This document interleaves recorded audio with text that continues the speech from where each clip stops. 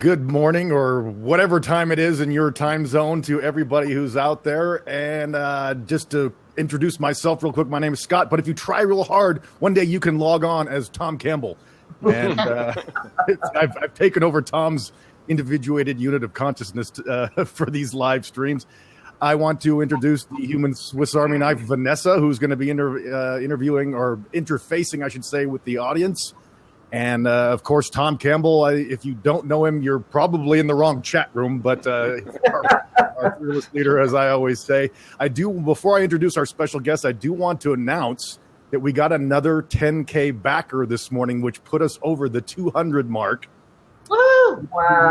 The whole thought about hitting 250 and me having to potentially shave my head, which we haven't determined whether that's going to happen or not. But as we've said throughout the live streams, the more we can get now, the more experiments we can do, the higher quality we can do. So if you donate now, it's for sure going to go to something. It's not like we're past that point now where we've hit the minimum. So please, absolutely, I think we have one more 10K backer spot left. So perhaps by the end of this hour, if there's somebody out there that's feeling a little generous, by all means, come in. But I want to move right to our special guest, Nancy McMoneagle. Did I pronounce that correctly? Well done. Love that last name. That's awesome. Now, Nancy survived some snake on dog violence this morning that sounded not so fun. So we're glad she was able to make it here with us. But rather than getting too far into an introduction myself, Nancy, why don't you tell us a little bit about you and the Monroe Institute? Well, thank you, Scott. I'm very, first of all, honored to be here to support this effort for you, Tom, and to meet you, Vanessa, and you too, Scott, dog lover that you are. And I am the director and the president of the Monroe Institute, which many of you may have heard of. We've probably been here longer than most any other consciousness education organization in the country. And it was started by Robert Monroe, my stepfather, who is known for his out-of-body experiences, for the books he wrote. He wrote 3 books in them, and his deep interest in this thing called human consciousness. And how can we explore it? How can we experience these expanded states of awareness and then put them to good use? Give the culture back something of value. And so the Monroe Institute, which is located here in Central Virginia, has been offering courses in consciousness and education of going deep within the self, being able to understand more of who and what you are, what you have to offer, and how to do that without drugs, how to get into these altered states. And the way we do that is using an audio technology. For the most part, we use hemisync, but we also have another technology we're now exploring called spatial angle modulation, or SAM for short. Now, the hemisync audio technology, which Bob was working with for many, many years, and that's where Tom and Dennis Menerick came in back in the, early 70s, I think it was, Tom. Yes.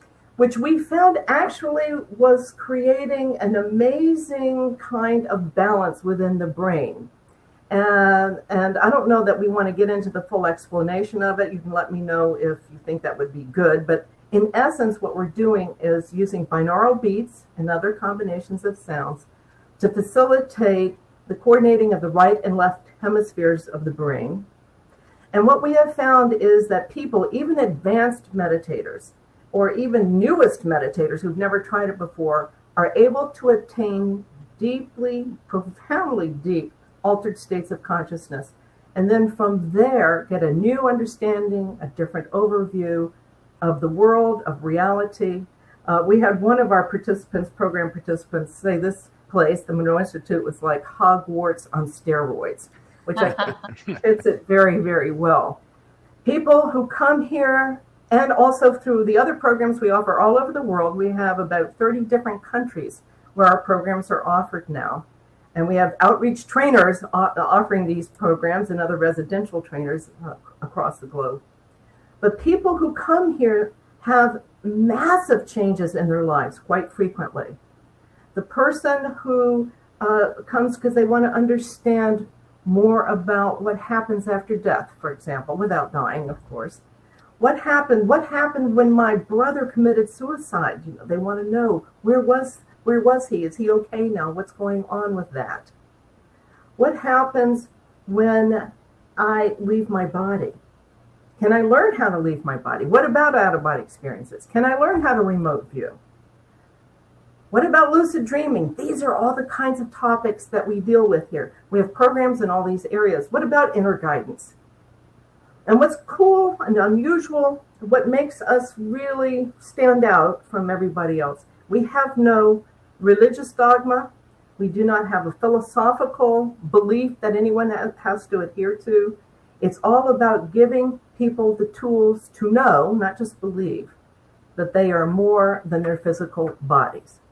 And when you know that, that helps get past this fear, which most people deal with, of death. It helps people get past the fear of, am I enough? Am I okay? It opens people up to possibilities they never considered before. So we see people's lives changing dramatically when they come here. I know, Vanessa, you have been here to a few programs, an out-of-body program with Bill Buellman, and I think Tom's program, obviously the My Big Toe program. And we have numerous ones for people to choose from. So if they just go to MonroeInstitute.org, they can learn all they want about our various programs we offer, the research we also do. And what we're looking into now is what happens with the brain. We're using a 19-channel EEG when we introduce various audio signals. And so we call this an evoked potential research study going on at the moment. We also have a program, pardon me, called the Discovery Program, where people are using the mind mirror. So we're able to give them real-time feedback on what's going on with their brain waves while they're doing remote viewing, out-of-body exercises, and lucid dreaming exercises. So we have it both experientially, and people go, I always thought I was making that up, and now I can see it on this EEG. This is so exciting. So they're proving to themselves, for those people who need to do that, that it's real. That getting beyond this thing called physical matter reality, or PMR, as Bob used to call it, is there's so much other reality, which of course is what you're all about, Tom. So that's what we do here, is offer the experience to people so they can explore, they can understand this thing called consciousness, and then put it to good use, and hopefully make the world a better place. It sounds trite, but it's true. So. Yeah, I think that's why we're all here. Normally we have you ask the first question, but before we do that, I just want to say a quick hello to Australia and Spain and Germany and the other 52 countries that have been donating to the cause so far. I was just blown away when we got the recent report. I think there was 55 countries that have donated so far. Wow. So we're quite happy to have you all here. So Nancy, why don't you kick us off and start us off with the first question? Okay. Well, now, Tom, you were here in the early days with Bob, back when I was a mere child, of course. We're talking about the early 70s, I think. And very early 70s, yeah, yes. So, 70, 71, 72 right, so was when I wasn't even quite 20 at the time. And you were spending a lot of time with Bob in the Explorer sessions. And when you all were listening to the tones and the sounds, and you also were very helpful in the evolution of HemiSync. You were very helpful in terms of bringing in some very interesting philosophical information as a result of the Explorer sessions, in addition to your technical skills. So my question for you, since I know that Papa Bob kind of looked at you as a son, if you felt like he was a mentor to you in some ways, and if so, what would you say was one of the best gifts or biggest ways he helped you and your expansion in life that has brought you to where you are today? That's a great question. Yes, I fondly look back at those early 70s as the good old days. That was those were all amazing times. And you know, Bob was a mentor to me. Obviously, we spent somewhere between 15 and 20 hours a week with each other. Mm-hmm. For that first probably 5 years. We were coming out sometimes 3 days a week, and then on weekends. Yeah. And we'd come out at about right after dinner, 6:30 or so. Dennis and I would be up at the lab, and we'd work in the lab for an hour or 2 hours, and then Bob would come up to join us, and then we'd get in the booths, and then after all that was done, we'd go with Bob down to his house, and we'd sit and talk until 2 o'clock in the morning. And then we'd go home and we'd get up, at 7 to be at our regular job at 8, and we'd just do that all week long and on weekends. So it was an awful lot of time. But as we were talking about just before this show started, I feel like I had a connection with Bob Monroe, that was already pre-planned in my life experience here. And I was summarily nudged, if not shoved, into the situation that then would create that connection. So it happened, and Bob did a couple of things for me, and probably one that was kind of earlier on. He was telling me about an experience that he had that night before, and he was telling me about this test that he had been given, and he had there was like 6 or 7, 8 test questions, and he was kind of saying like, wow, this was a doozy, this was really quite an exam. So he started telling me about them, and after he told me the first 2, I asked him to stop until I could get myself organized, because it opened up a whole box full of memories that I had shoved down in a corner someplace and hadn't paid any attention to. I had taken that same test. Yeah. So I told him, after I got myself together, it took me about a minute. I said, wait a minute, I'm getting a download here. Just give me a minute. So then I told him what the third test was about. And Bob's jaw, first time I think, and probably the only time I ever saw Bob's jaw drop, was then when I told him what his third, and then I told him the fourth one, and then he told me the fifth one, and I told him the sixth one, and so on. We went, and we indeed had both taken the same standardized test. And I took that when I was like 7 years old or something, and going out of body, entities came and got me out of body early on. And I went through that series at that time. But then it all flooded back. And when that flooded back, then I realized that I wasn't just this very left-brain physicist who was dabbling in, trying to understand consciousness, but I'd been involved in all of this for years. And then it occurs to me, well, all of my life I've had non-physical, friends, if you will, not friends to play with, but friends to ask questions to, big questions, deep questions, how do things work, and that sort of thing. And I'd always had that. I never thought of them as entities or really anything else. It just was the way it always had been. So I never thought of it. It just, well, of course, you have deep questions, you just ask, and you shall get an answer. It was one of those things. And then all that kind of fit together.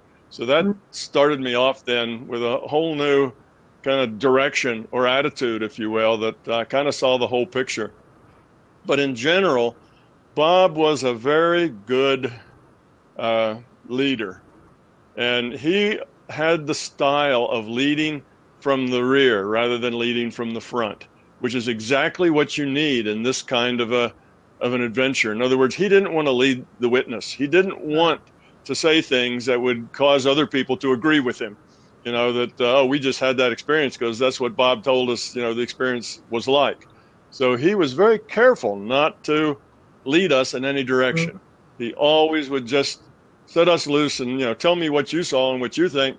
And then he didn't come along and try to tell us what it was all about. He just let us figure it out for ourselves, which was exactly the right thing to do. And then when he had others like Shay and other people, he kept us separate from them. We didn't come out on the same days. We didn't mix much. Now, he would sometimes show them our tapes or let them listen to ours, and we'd listen to theirs occasionally, right. But that was it. He kept us separate because he didn't want us influencing each other. He wanted each of us to be an independent source of our own information and what did we make of it and how were we developing with it. And I thought that was, I don't know whether he came up with all of that intellectually, but it was obviously, a brilliant way to lead. This effort was from behind, guidance, yes, help, yes. Mm-hmm. He gave us some exercises and ways to do things. At that time, there wasn't anything but a Focus 10. that was, as far as it had gone for quite a few years. So, he had those things, but he was so careful not to give us any hints at all about what might happen. And if anything happened, what did it mean? Because he, in his own mind, excuse me, he had the sense that he really didn't know what it meant either. And he wasn't going to tell us something that he just made up, to kind of give a reason to something that he really didn't know either. All he knew is that it was out there, it was real, and we could teach other people to access it and explore it, and that was enough. Yeah. So I think that takes a very confident person to not want to say, well, here's what that means, and here's what's going on. Try to give people, their own ideas, their own dogma, their own thoughts about what's going on. And he let us figure all that out for ourselves, which I appreciate very, very much. Right. Well, plus he was just so curious, and he knew his way wouldn't be the only way. So he surrounded himself with people with such talent as yourself and others to go explore, find out other ways, other techniques, other understandings of what's real, of reality. So, and you were a great gift to us back then, Tom. So I thank you again for that. You're welcome. Bob and you and your sister Penny, we're all a great gift to Dennis and I as we were out there as well. It was an opportunity that I needed to have, and I just happened to be at the right place at the right time with a couple of shoves from my friend, the larger consciousness system. Yeah. And after that, my life has never been the same. Right. So I've been doing this, exploring consciousness isn't something you do for a while and then think, well, that's fun, and then go off and do something else. Once you do this, it changes you. It's your life. You realize this is a larger reality. And then if you're me anyway, a scientist, then you have to know, how does it work? Why does it work that way? And what are the limitations and what can you do? And so I spent the rest of my life and still working on it, trying to answer all those questions. So, and I wouldn't have been there if it hadn't been for Bob Monroe. I would have been struggling off by myself, probably not sure what it was I was supposed to be doing here. I get that totally. I don't know if you're aware, when I was 14, 15 years old, he had a tape deck next to my bed. It was a reel-to-reel recorder. Vanessa, you've probably never seen one of those things before. It was an ancient form of audio technology. And he had these sounds on this, and he was interested in sleep learning at the time. So I was one of the early guinea pigs for this audio, the initial audio technology, listening to this. And what he did was that so-and-so, again, and he wasn't my stepfather at the time, he became stepfather later, but he had an affirmation on there, which was, I choose to know and understand myself to the extent that I can exercise complete control of myself. Now, how clever is that, to be putting that inside a teenager's mind, right? I will be in control, so I wouldn't lose control and go off and be wild and crazy. I waited till my 40s to do that. But anyway, so I feel like I was one of the very, very early, very lucky ones to benefit from his research. And to be here now at almost age 66, still in this business, even though I took a 23-year vacation doing remote viewing with my husband, Joe McMoneagle. Many of you have probably heard of him. And in my astrological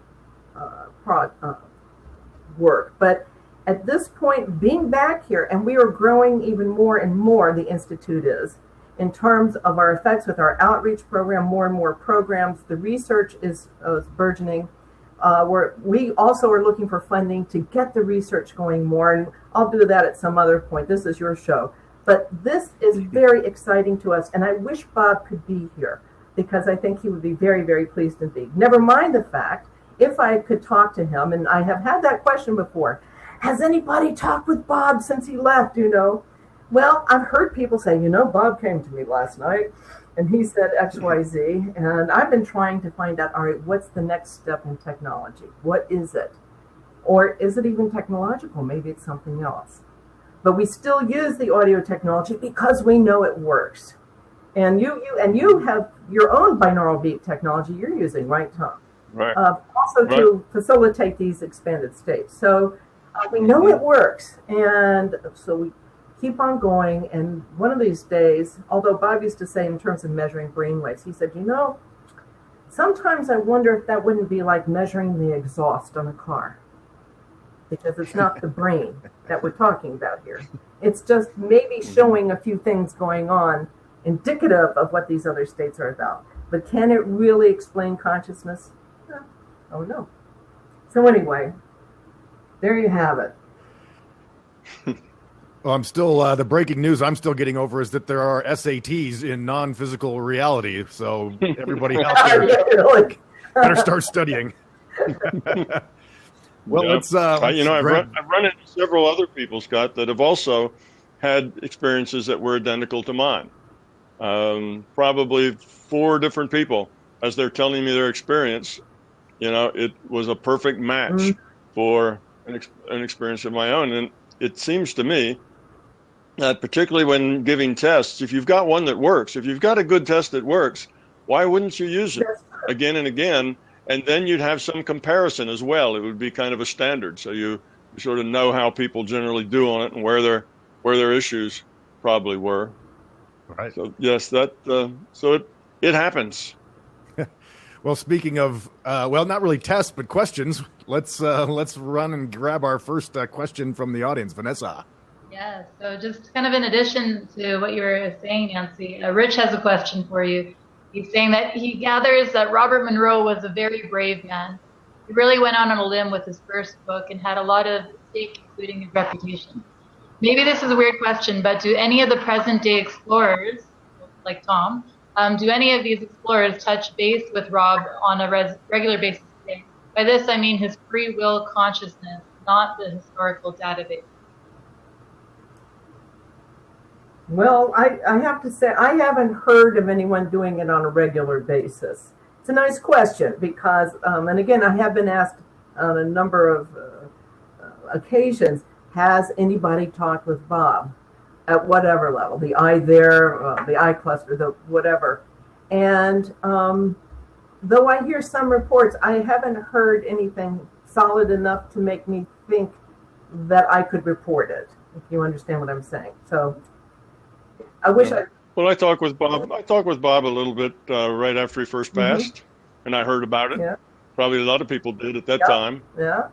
But and maybe once or twice thereafter. But no, I've not been into any kind of regular conversations with Bob. Bob is like the rest of us. He's going to move on and do other things. He's not just going to hang around waiting for somebody to call him up on the phone and have a chat. That's true. So he's moved on, doing bigger and better things. Yeah, I always laugh when I hear questions like that because I think, once I'm gone, I hate to tell you people, but I ain't coming back to you. I'm moving on. I'm going to take a long vacation and just kind of play around with things for a while, and then I'll pick another reality to go into, but not coming back here. Great question, though. That was one I'm certainly was curious about as well. So, Vanessa, what is next? Yeah, so Peter is asking, Tom, in your opinion, who are some of the lowest entropy beings currently in this virtual reality? Oh, I would not like to answer that question. That's not a good question to ask, to start. And the reason that's not a good question is because it places all of this in hierarchy. It says who is more evolved than who, kind of thing. And that's just not a good way of looking at it. I look at it in a way is everybody is on their own path, doing the best they can with what they've got. Everybody is challenged. Everybody is working at a level that suits them, something that they can succeed with, but not without effort, not without struggle. So we're all in that same boat. We're just different. So we're all at different levels of with our evolution. And it's just like, look at our families, look at your children, you can't say, well, of everybody in your family, who are the people that are really smart? Well, your kids are smart for kids, the adults are smart for adults, and the teenagers, well, they're smart for teenagers, I guess. And that's just the way it is. You can't say, well, okay, mother, she's at the top of the list, and, then comes the dog, and then comes dad, and, then comes the teenagers, and, then comes the baby. That's not really helpful. and it doesn't do anybody any good to try to make a hierarchy. Let's just say that we're all doing the best we can with what we've got, and we're all different. I like that. And I think that's the best way to answer that. Great questions, though. We're getting some great ones rolling in today. What else have we got, Vanessa? Okay, so when Marina is asking, she's asked a few times, but now she'll get her question answered. So she's saying, "Hi, Tom. Thank you for sharing your knowledge and experience with everyone. I've watched many of your videos, and I'm partway through your second book. I would really like to be able to heal and would eventually like to be able to remote view. But ultimately, I want to learn more about how this virtual reality works in order to evolve. You mentioned in one of your videos that the intention one has when entering into point consciousness should be a good intention.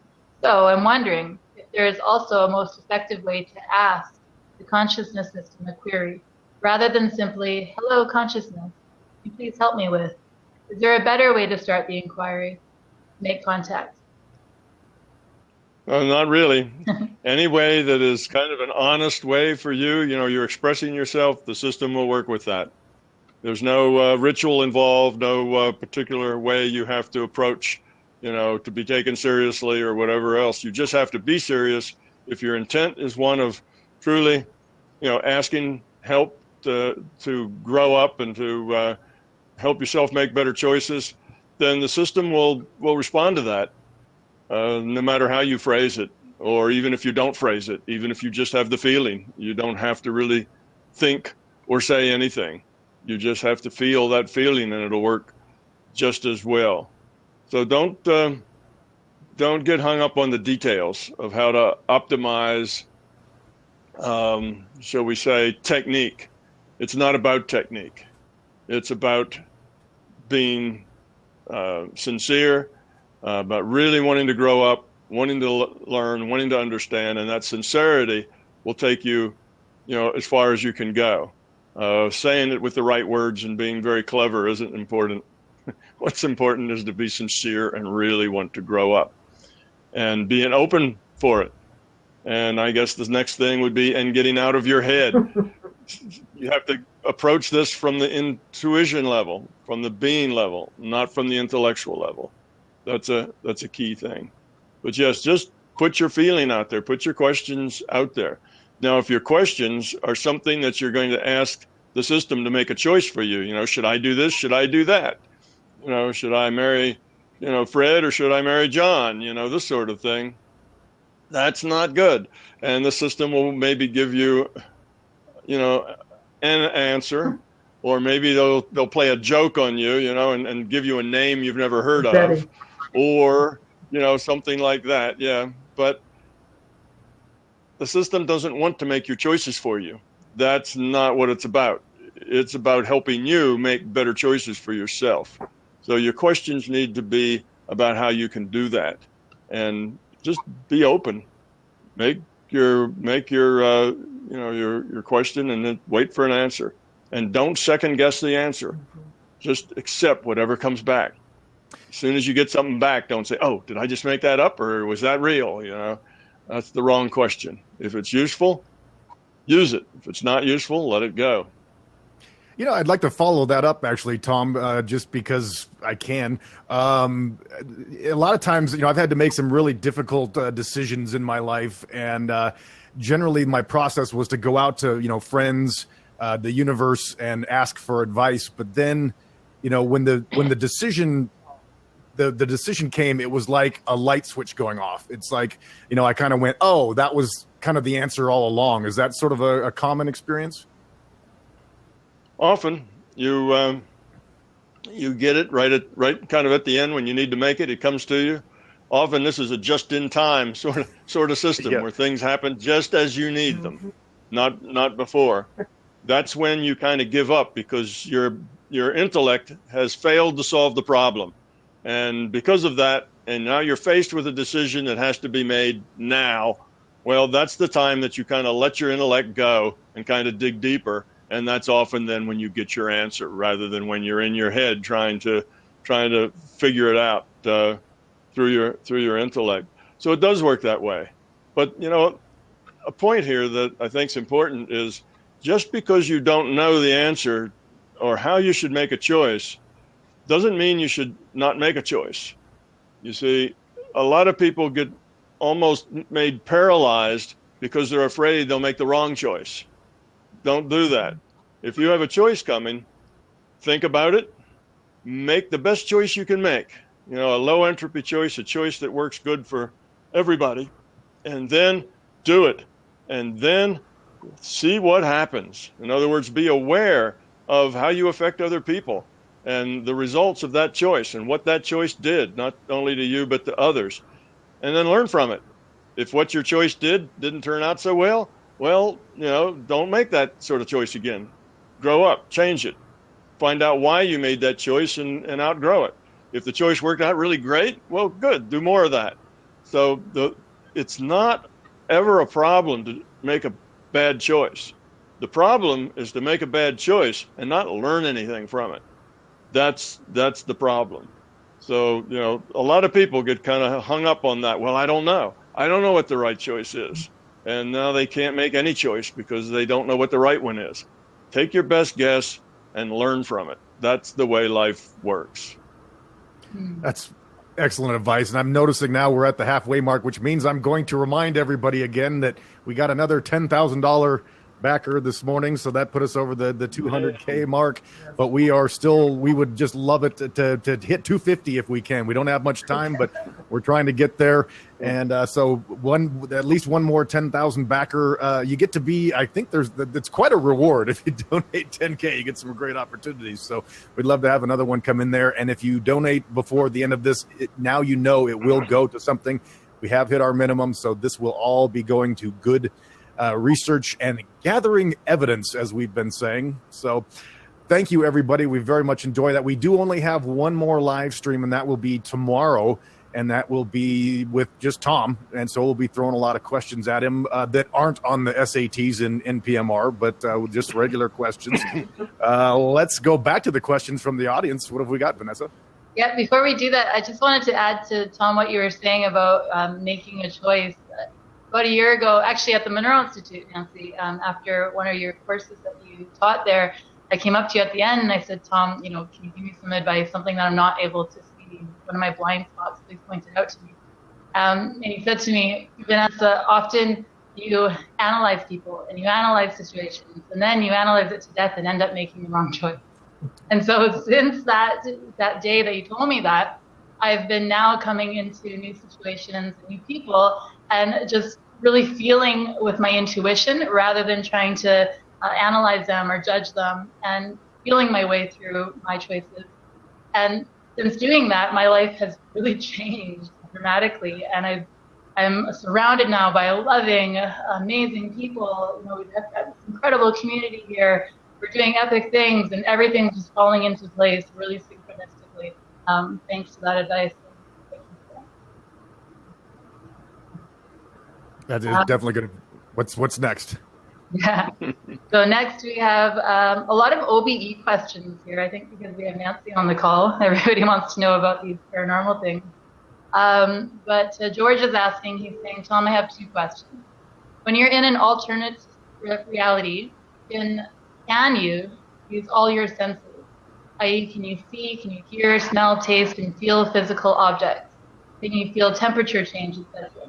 And number two, have you ever seen yourself, and what do you look like? Are you wearing the same clothes? Are you older? Are you younger? Or do you look like someone else? Interesting. Well, to answer the first one is yes, you can have all those sensations. You know, all five senses can be used in when you're in the non-physical, but that doesn't mean they are used all the time. It just means they can be used. It's there. The system can give you data. You can interpret that data in terms of smell and taste just as well as seeing and hearing. You don't get that very often because smell and taste don't carry nearly the bandwidth as hearing and seeing does. You can get a lot more information through the hearing and seeing, but you do get the smell and taste and the touch sometimes. It's not a matter of it's not like when you're out of body. It's not like going to Chicago.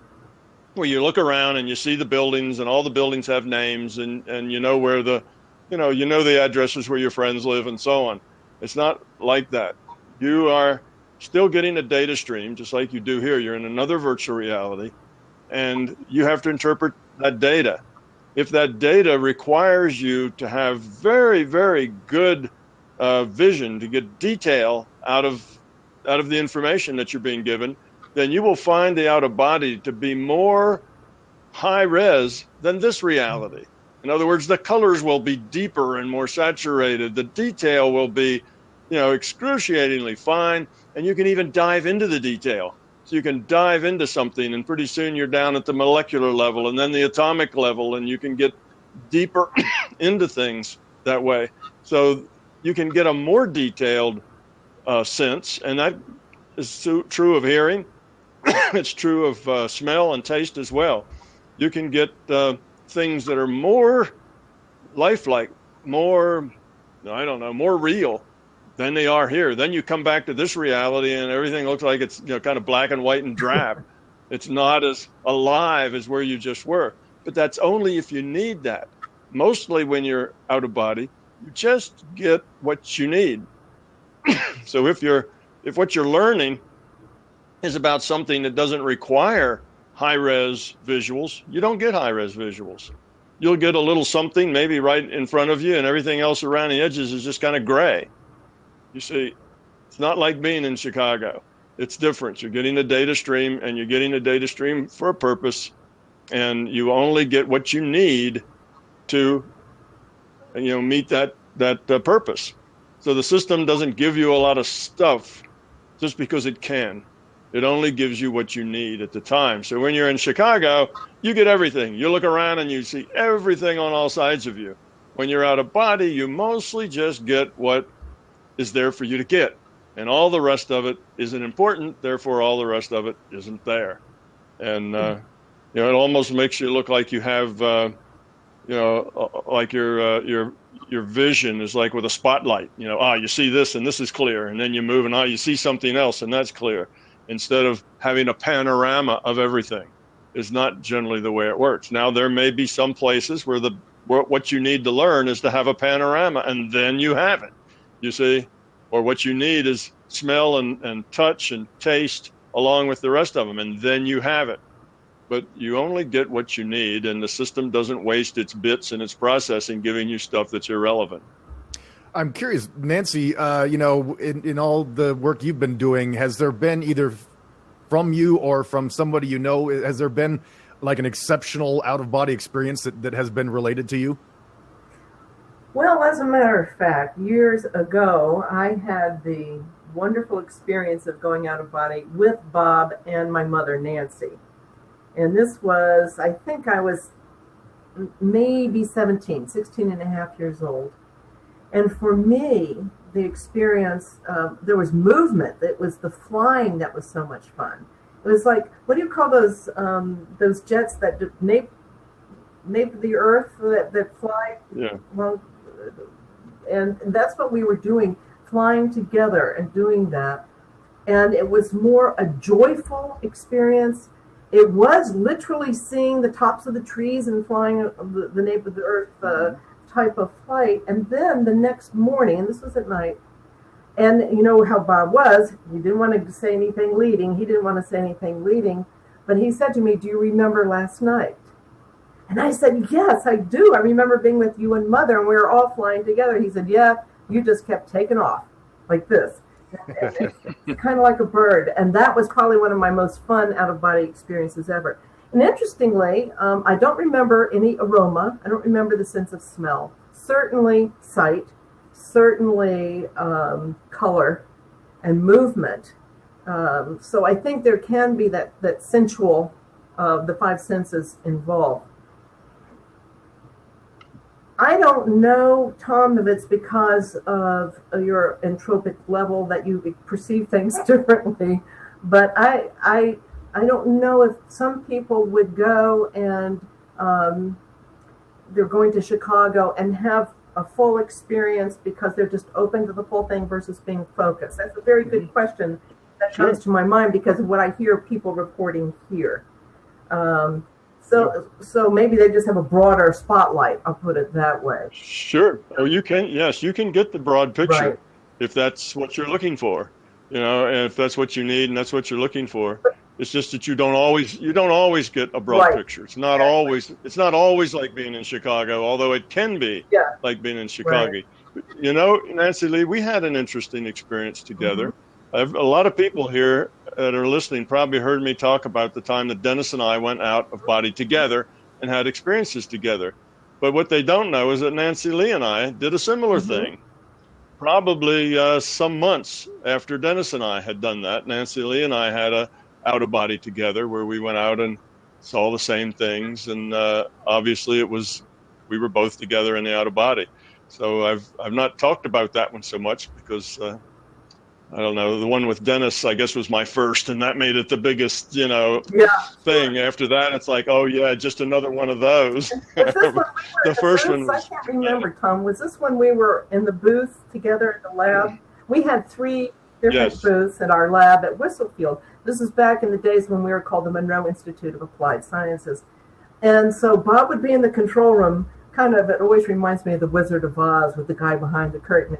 Here he was messing with the sounds, feeding sounds to us. And I think there was probably the suggestion that we go to focus whatever, and then we did.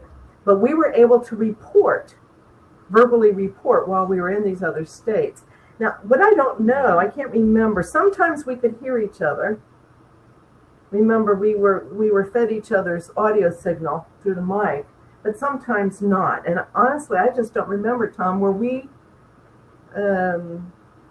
Did we verbally share afterwards while in the... We verbally shared afterwards, yeah. It wasn't, we were not connected audibly. We couldn't hear each other's voices at that time. All we could hear is Bob. We all 3 would hear Bob. Bob heard all 3 of us, but he just spoke to us individually, and he could speak to all of us at once, but we never really could hear each other, at least not in that experience. But afterwards, we were talking about the experience, and it turned out that Nancy Lee and I had, the same experience or the similar experiences. There was just a lot of things that were together in it. Do you believe that was over 40 years ago now? Yeah, I believe it. Yeah, you believe it? Yeah. Well, yeah, so that was a nice question, Scott. Yes, there have been some really incredible experiences, and as well what we hear from people who come through here and go to the programs, both the out-of-body and the lucid dreaming programs. So, Nancy, there's actually a question here from Michael who's asking you, is there any intent or plan on behalf of the Institute to re-record the Gateway Experience audio in higher fidelity? Yes. Yeah. Eventually, what we want to do, people so love Bob's voice. But what's also true is people do not have the ability to concentrate or focus for as long a period of time as they used to.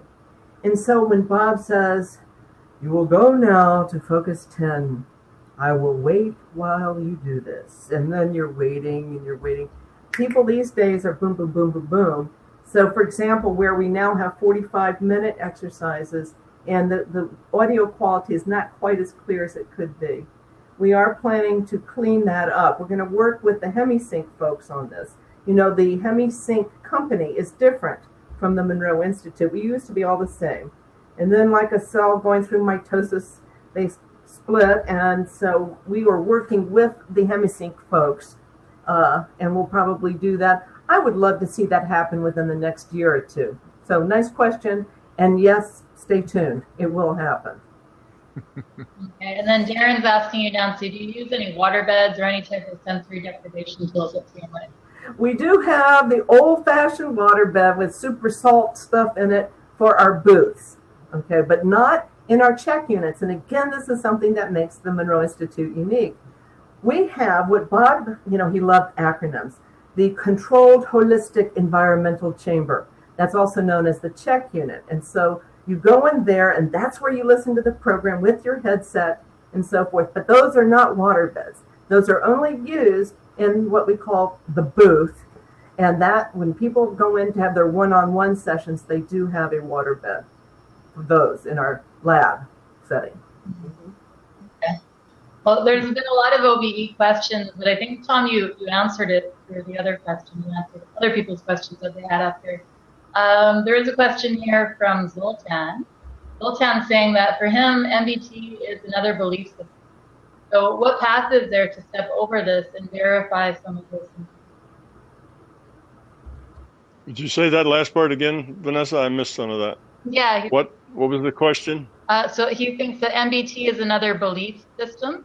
Mm-hmm. He's asking, while being open, what path is there to step over this and verify some of this? Is this only through OBE?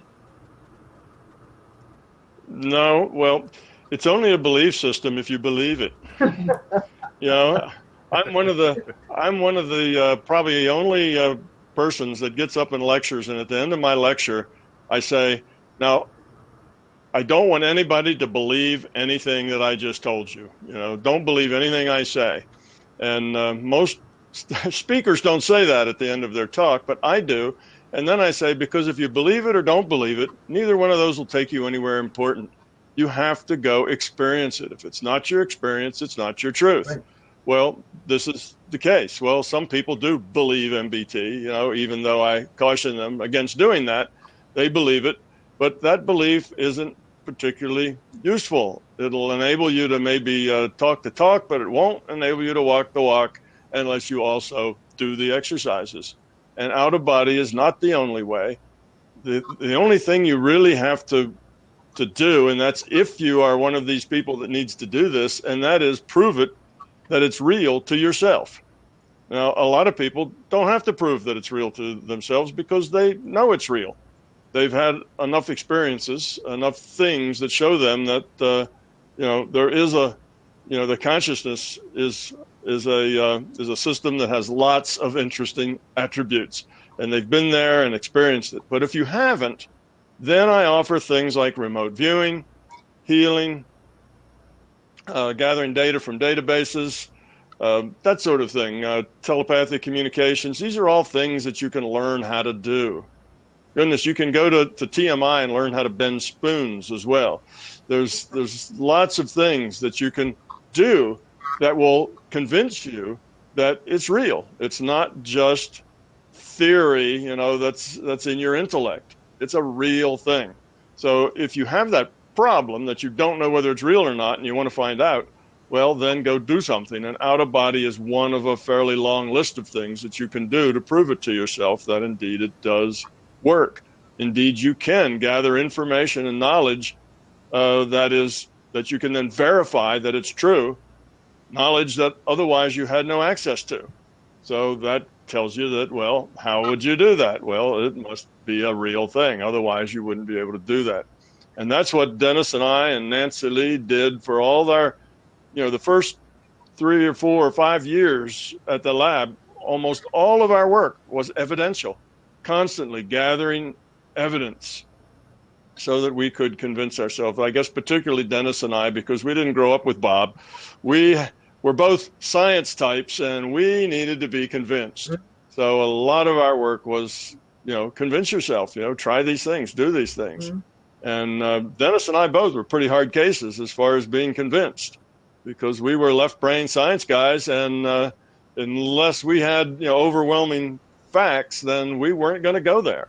Well, we did get overwhelming facts, and we still didn't go there because it's different. You know, we got it in our intellect.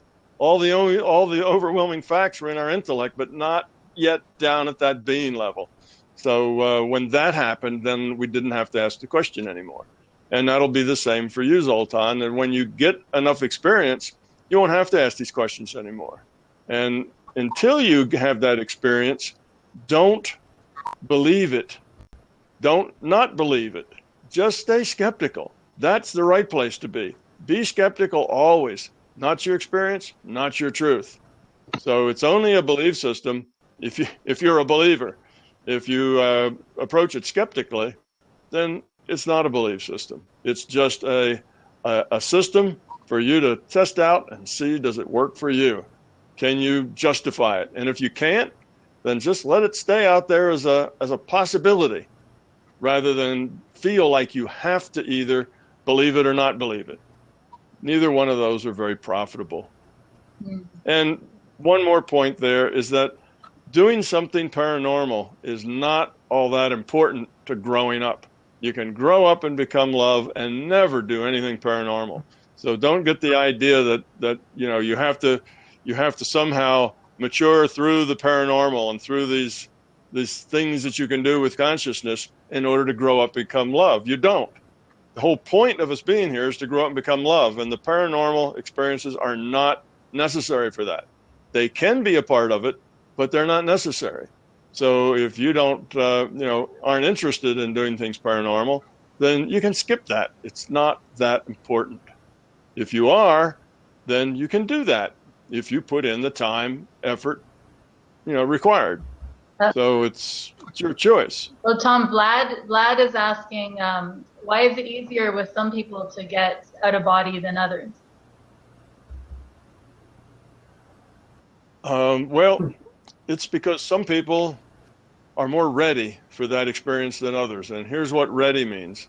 If you, let's say, are very intellectual and you live out of your head, then you're one of the ones that aren't quite ready yet. You need to learn to get at your being level. If you are full of fear, then you're not ready yet. If you're full of fear, you'll probably find scary things when you get there. You will manifest your fears. If you constantly are judging and analyzing, then you're probably not going to do very well, because your intellect will jump in front and get in the way of what you're trying to do. So some people are more ready than others. So some take to it very naturally. It just seems like, it's a simple thing. Others work on it for decades and still don't have any success. Mostly it's because they're blocking it. You see, going out of body and doing these paranormal things, it's not that you have to learn some magic technique. There's some special, I guess in the movies, it's always some kind of magic words that you say, to make the spell happen. But there's nothing magic here to make anything happen.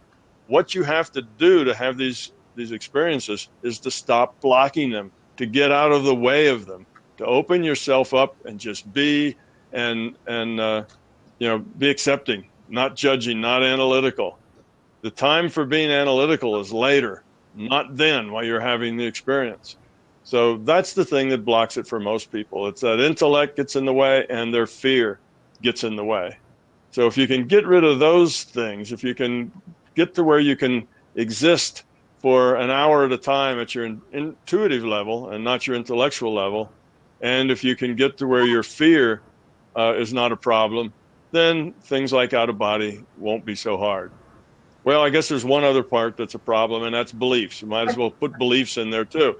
A lot of people have this idea of what an out of body is. That's because, let's say they read Bob Monroe's book, and he lies down on his couch, he rolls out of his body and floats up to the ceiling, looks back at his body lying there, and then zooms off for an adventure. So they want to do the same thing. Essentially, they want to have Bob's experience. Well, you might have Bob's experience, or maybe you just ought to stick with your own experience. Your own experience isn't going to be like that. That was Bob's. That was his thing. That's how he used those things to focus his intent in a profitable way. So you need to have your own experience. And there's all sorts of people who say, I can't go out of body because they can't have Bob Monroe's experience the way Bob Monroe had it. If you give that belief up and just have your own experience, you may not roll out. You may just pop out, or you may, suddenly realize you're someplace else. You're not in Kansas any longer. You may never look back and see your body sleeping. If you have some other intent, you'll just, poof, be somewhere else, doing something else. So get rid of your beliefs. Let it happen however it happens. Let it unfold however it unfolds. Be engaged with everything, and don't lie there waiting for something to happen to you, because that's not the way it works. If you're just going to lie there and wait for something to happen to you, it's unlikely that anything's going to happen to you. And if I may, I'd like to interject something here. Mm-hmm. The out-of-body is not the end-all experience. Though we were built, the Monroe Institute was started because of Bob's experiences, his looking into what is this all about. But what he discovered, and this is why we talk about all these various expanded states, the out-of-body is just one. Think of it as a jumping off spot. You don't ever have to go out of your body. That's not necessary, like you were just saying, Tom, to having these experiences, to having a bigger, greater understanding of reality or of this virtualness, or however you want to put it. The out-of-body is not all it's cracked up to be. Let me put it that way. It is just another state.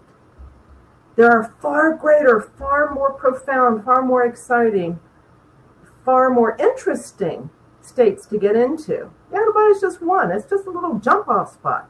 Try some of these other ones, these other expanded states, like a state of no time. What about no time and no space?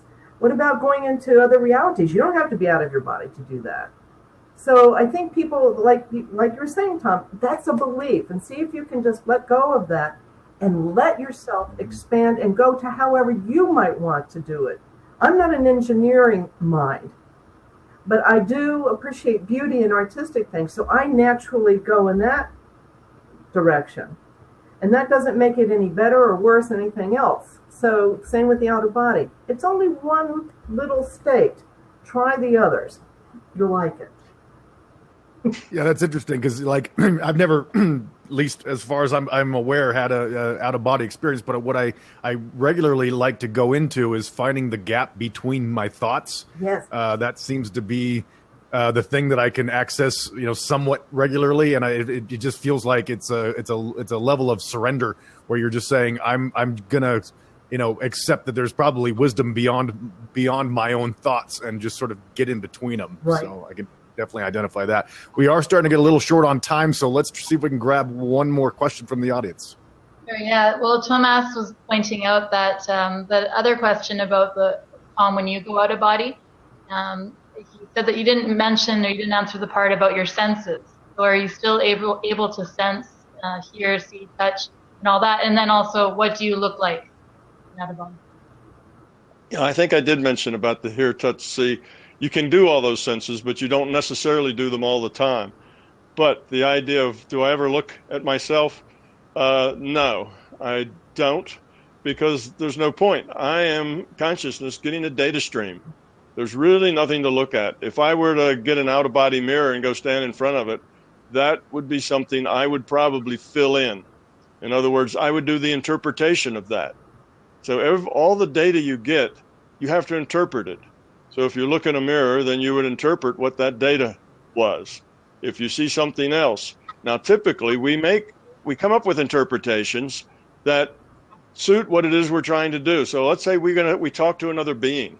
When we talk to a being, we tend to make them humanoid. They have like a body and a head and maybe arms or legs, but we don't want to get into a lot of detail because that takes up time and is superfluous to what we're doing. So we put a robe around them. And if we don't even want to get into the detail of their face, we let the robe have a hood and it covers most of their face. But we make that as an interpretation of something that's talking to us. Has to be kind of humanoid in our mind. Well, it's because we don't have a whole lot of creativity, probably. We might think of other things. But if we heard something and it turned out to be a talking rock, or a three-headed chicken, who could, sing in three-part harmony or something, we probably wouldn't believe it. We'd toss it out. We'd say, oh, that's just my imagination, and we'd throw it away. So we make up things that suit us for the data that we get. So looking at yourself and saying, what kind of body do I have out of body? That's not even a good question, because you are consciousness. This is information. It's all about information. You're getting information. You're interpreting it as the out-of-body reality. Okay? And the interpretation is yours based on your own background, your own fear, your love, your experience, and everything else. So, the body is irrelevant. So it doesn't really make any difference. And we only give other entities out their bodies because it makes us feel better than talking to voids or talking to three-headed chickens or rocks or something else. That's why we give them a body, because that seems more natural to us. Well, we are just about out of time, and I am noticing a lot of people in the comment section, talking about more chats. Are there going to be more chats and things like that? We have one more for the Kickstarter thing, and that's going to be at 7 a.m. Pacific tomorrow. So whatever bags I have under my eyes now are only going to be larger, but that will be our last one. That will be mano a mano with Tom. So we'll be getting to as many questions as we can. Now, if you haven't become a backer yet, become one now, because if we can keep getting this total to come up, we can just keep doing some of these live chats and like the fireside chats that we have going on, so we can keep these things going. Definitely appreciate everybody. I woke up this morning and found out about our new backer, and I just thought, I'm just so grateful to everybody. I see all the names out there. I'm starting to get used to seeing a lot of the same people out there. It's just fantastic to see this community come together. So thanks very much to our crowd. I do want to give a quick chance to go back to Nancy if you have any parting comments for us. Well, other than expressing my appreciation to you, it's been a delight talking with you again, Tom, after quite a bit of time, meeting you, Vanessa and Scott. And I just hope everybody will just relax and not try so hard. Just be who you are, drop the fears, come here to the Institute, experience it. That's what we offer here, the opportunity to experience yourself like you never have before. Expanded state. So, and again, thank you very much. If you want to know more about the Institute, MonroeInstitute.org. So, awesome. Thank you. Well, thank you, Nancy, for having me. Mm-hmm. Yes, we very much appreciate having you. Thanks, Vanessa, for interfacing with our audience. And thanks, as always, Tom. We will see you all bright and early Pacific time, 7 a.m. tomorrow for the last live chat. So thanks, everybody. Much gratitude to y'all. Thanks, guys. Bye. Bye.